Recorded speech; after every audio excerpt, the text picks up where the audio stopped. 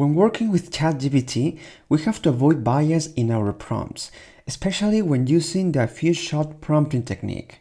As you may remember, this technique consists in providing samples to ChatGPT in our prompt. And every time you use this technique, you have to avoid these two things. First, we have the sample ratio.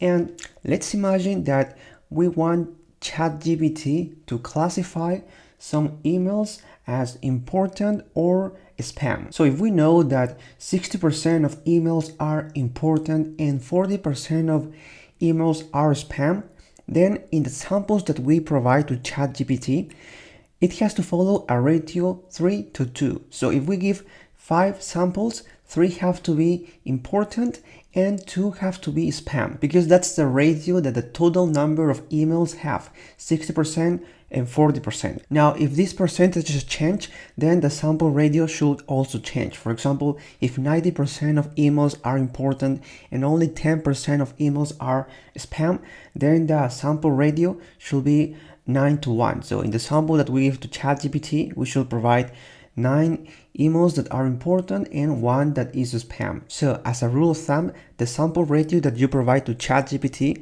should be the same as the original sample. And the second thing to consider is the sample order. And well, let's imagine that we have some tweets and we want to classify them as positive or negative. And in this case, what we have to make sure is to have randomly order samples. So in this case, we should avoid putting 2 positives in the beginning and 2 negatives in the end. Or if we have, for example, 10 samples, then we should avoid putting first 5 positives and then at the end 5 negatives. And that's the 2 things to consider: samples ratio and samples order. Just keep in mind that this might not be a big issue as ChatGPT gets smarter. So these 2 techniques are some recommendations that we should consider, taking into account the current state of GPT 3.5 and GPT-4. As these 2 models evolve, these 2 things might not be so relevant.